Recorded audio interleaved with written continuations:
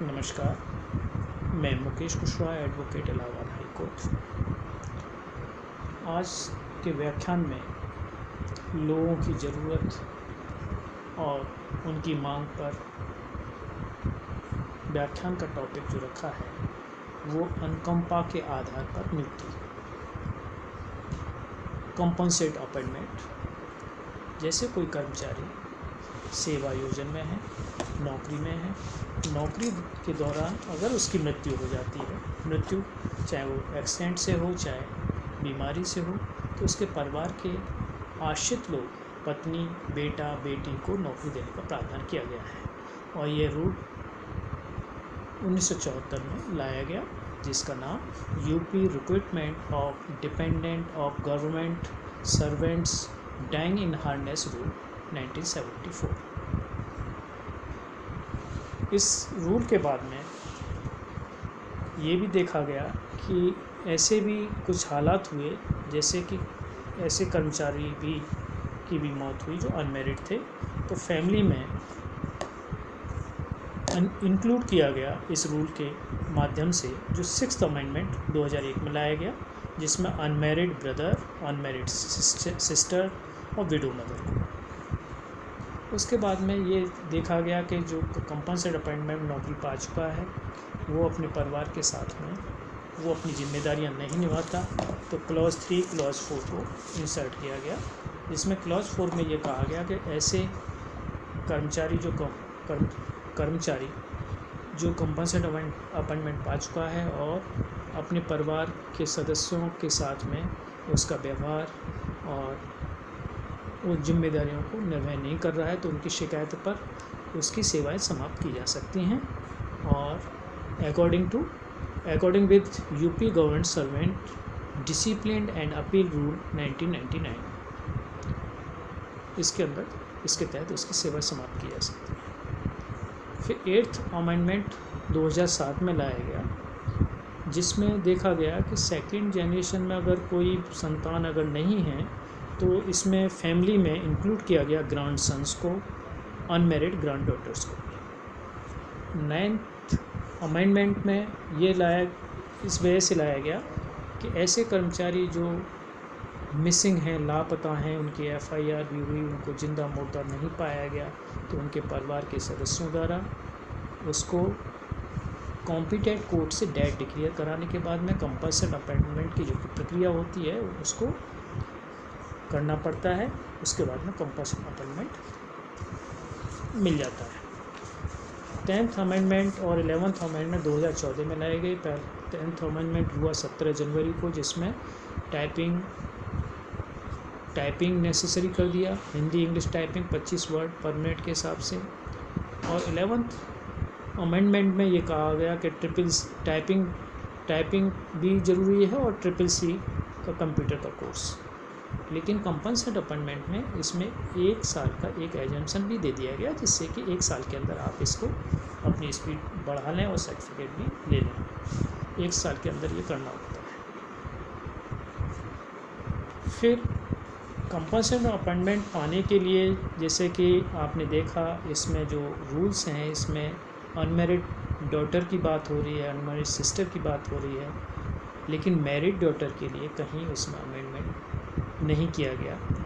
इसलिए माननीय उच्च न्यायालय इलाहाबाद में एक स्पेशल अपील दाखिल हुई, स्पेशल अपील डिफेक्टिव नंबर 863/2015, जिसमें चीफ जस्टिस चंद्रचूड़ की डिवीजन बेंच ने यह ऑर्डर पास किया कि फैमिली में मैरिड डॉटर को भी इंक्लूड करना पड़ेगा।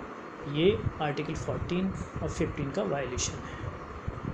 इस ऑर्डर के खिलाफ में स्टेट ऑफ यूपी ने SLP सुप्रीम कोर्ट में दायर की। शुरू में SLP में इनको स्टे मिला, इंटरिम ऑर्डर मिला, फिर बाद में 23 जुलाई 2019 को ये SLP खारिज हो गई।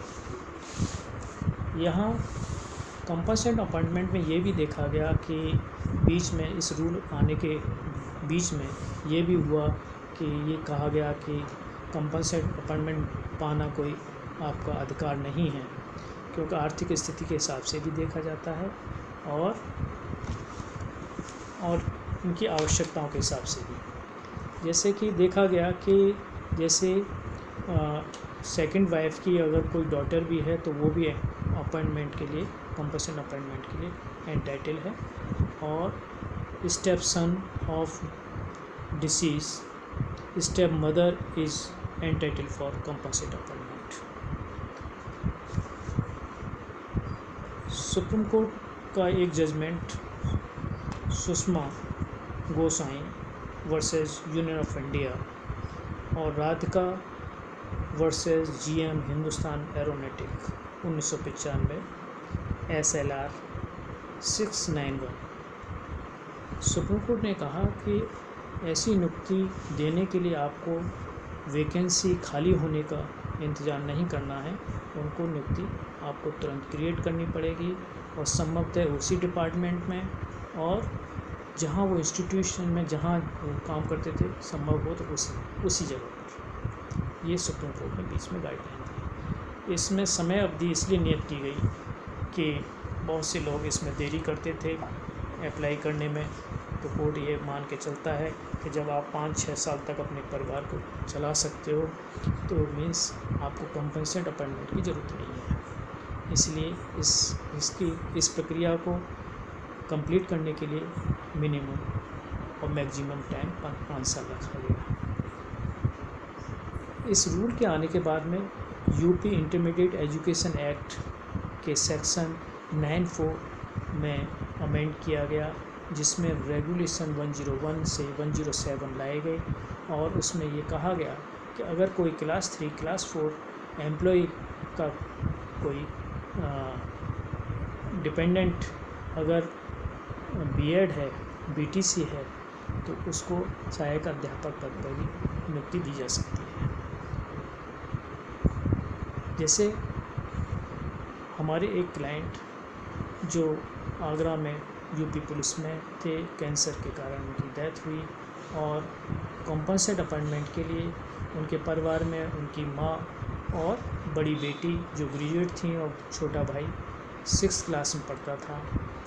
तो बड़ी बेटी उस समय अनमेरिड थी, उनका अप्लाई कराया गया और SI के लिए हुआ और उनका फिजिकल और जो भी होता है वो फॉर्मेलिटी उनकी पूरी की गई और 3 साल तक उनको अपॉइंटमेंट नहीं दिया गया। ये देखा गया है कि ऐसे अपॉइंटमेंट देने में सरकार और विभाग के लोग काफ़ी परेशान करते हैं, तो लोग बाध्य होकर माननीय उच्च न्यायालय की शरण में आते हैं और हाईकोर्ट से ऑर्डर पाने के बाद में उनको नियुक्ति देनी ही पड़ती है। इसलिए कंपल्सन अपॉइंटमेंट में ये अक्सर देखा गया है कि बहुत करीब ये भी एक सर्वे है कि ऐसे लोग जो कंपल्सन अपॉइंटमेंट पा जाते हैं वो अपने पद पर ढंग से काम नहीं करते, उनको ईजीली जहाँ सर्विस मिल जाती है। ये भी समाज के लोगों द्वारा ये एक सर्वे किया गया, ये भी रिपोर्ट आ रही है। लेकिन मृतक आश्रित में जिनको नियुक्ति मिलती है वो ईमानदारी से, सच्चे दिल से काम करें और क्योंकि उन्होंने अपने पिता या माँ की जगह अपनी नौकरी पाई है और अपने परिवार को वहाँ चलाने के लिए जिम्मेदारियाँ जितनी वो सब करनी चाहिए।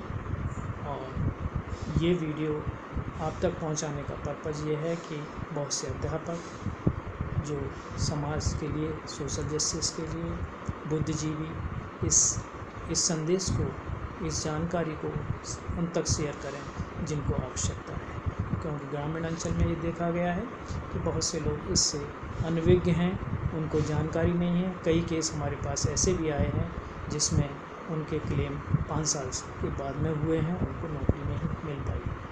इसलिए आप सबसे अनुरोध है कि इस संदेश को ज़रूरतमंद, समाज के जितने ज़रूरतमंद हैं उन तक इस संदेश को पहुंचाएं, उनको जानकारी शेयर करें। धन्यवाद। और इस तरह का वीडियो आगे आपकी ज़रूरत के हिसाब से और लाते रहेंगे। नमस्कार, धन्यवाद।